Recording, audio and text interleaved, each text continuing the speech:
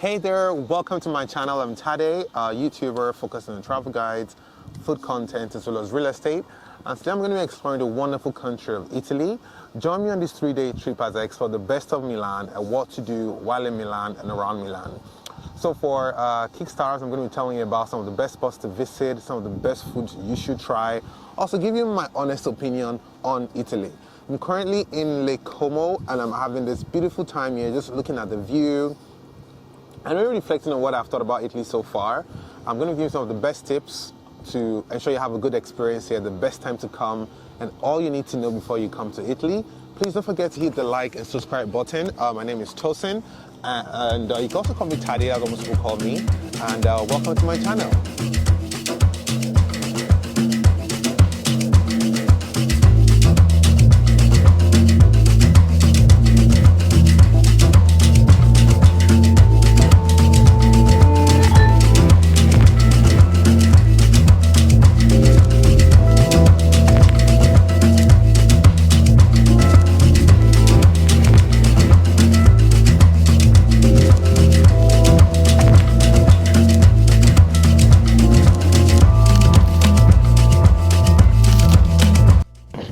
So first things first, what inspired this trip? I was spending some time in London and I thought, you know what?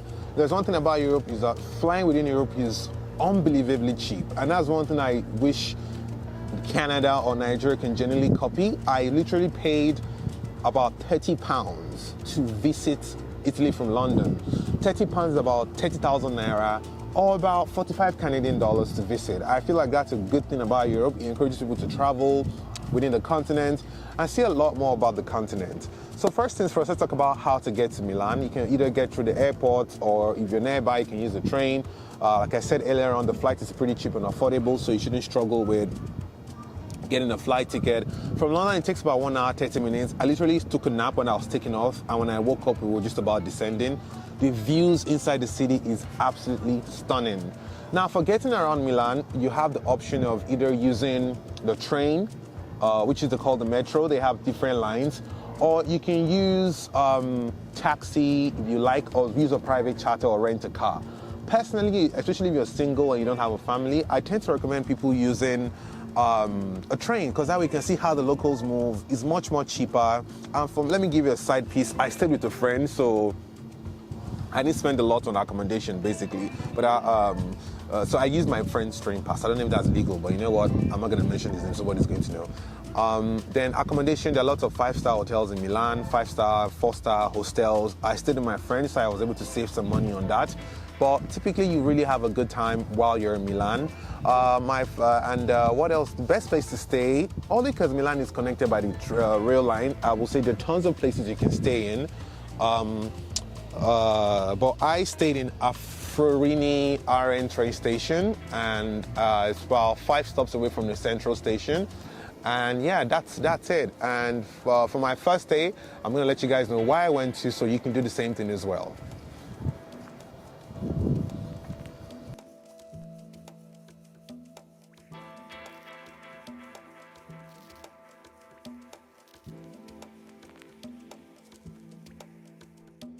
Hello guys, I'm live in Como. Como is where the main action is, in the tourist spots.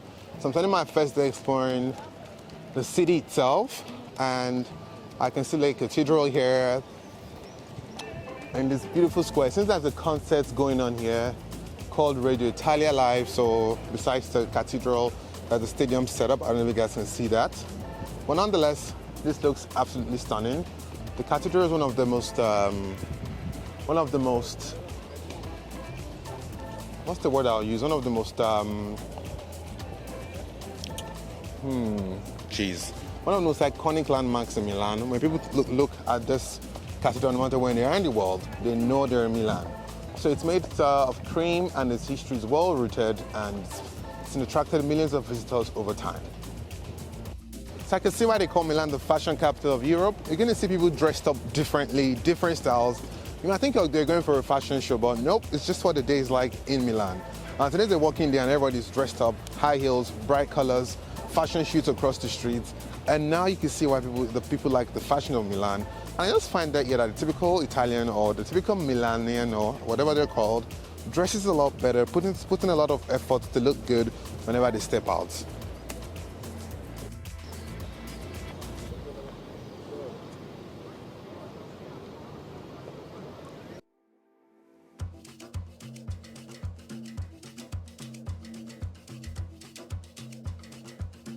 I'm checking out Easter Mall. Yeah, they have some amazing shops in here. And this is like Milan at its finest. Milan is high-end, a high-end Italian city with a lot of Italian sculptures. And I'm really impressed. I like the gold structure. I like the details in their building and how, I'm pretty sure they mean something, but I like how they're structured, basically.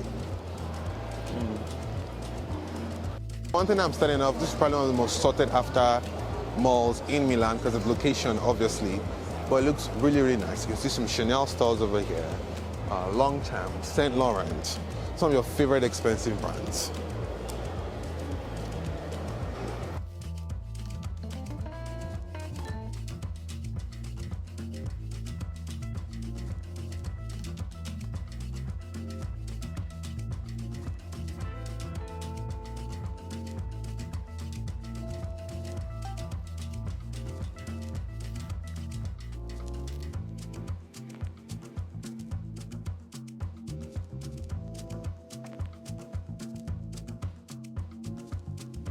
Okay, so what really happened today was rain started to fall in my first day in Milan.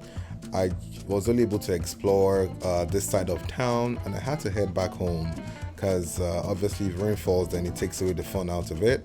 But for me it was a great way to start my day in Milan and plan myself for the ultimate trip the next day. About 30 minutes away from Milan lies this beautiful city called Como, which has Lake Como, which you see in the movies, and I was ready to spend some time there and see what it looks like.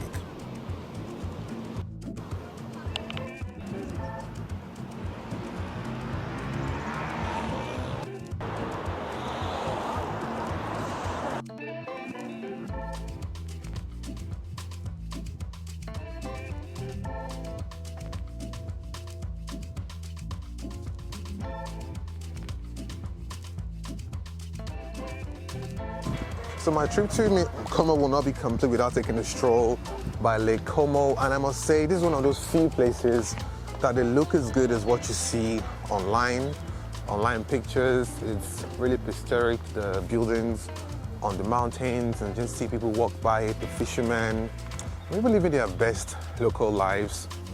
I mean, this is really, really nice. This is really, really, really nice. To be honest, this has been my favorite part of Milan so far, of Italy so far, as I crisscross both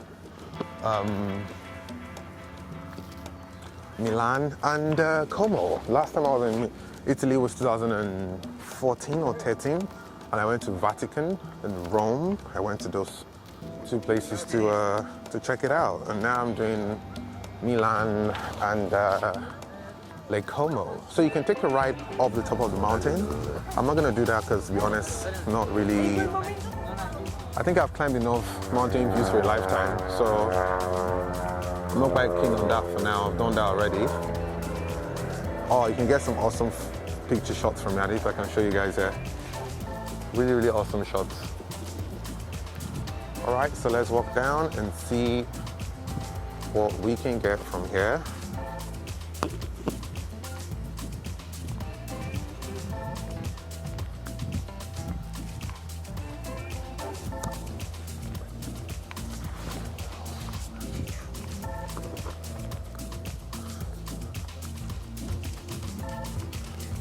To be fair, I think Lake Como has been a turning point in my trip to Milan so far, because I lost my credit card before coming here, so my hands were pretty much tied. And then when I went to Milan, I only saw some part of the city. I was like, I'm not feeling too inspired here, but to be honest, I haven't visited here. It feels very, very inspiring. I really like it. Definitely not as bad as I thought, so well done, Lake Como, for changing my opinion on Italy. But I had a good time in Rome. Don't get it twisted. Italy has a ton of places to visit, but due to my own personal issues like losing my PIN or whatnot, then I lost it. I sort of lost the vibe about coming here, but yeah, it looks really, really nice. So guys, quick one. Obviously being the fashion capital of Europe, you need to ensure you look the part. I'm squatting right now, but I don't know if you guys can see what I'm wearing. I'm wearing this really nice jeans I got from London, this nice Zara jacket, and this nice H&M shirt, and this nice hat from John Lewis. You know, gotta look the part while exploring Italy. You can't just afford to look a certain way. So yeah, so not a lot to see in Como besides the lake. You can also sightsee, have some coffee, but in no time I was back in town to continue exploring Milan.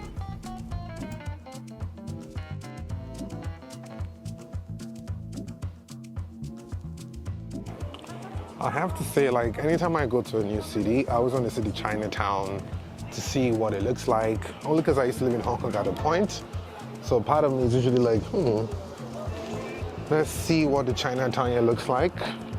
So yeah, it's not any different from what you see mostly. It's a fusion of Chinese and Italian culture, and you can see like Italian buildings with Chinese names on it. Makes a very, very nice fusion of what you see. And obviously you see lots of Chinese food as well.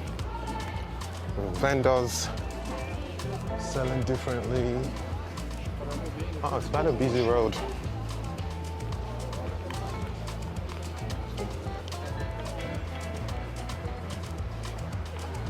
I see a lot of dim sum and Italian bread, bubble tea, people using bicycles. I think it's exactly what I thought it would be.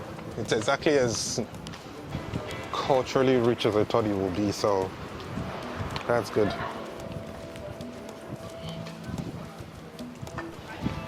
Yep, phone died and now I can just round up my holidays in Milan.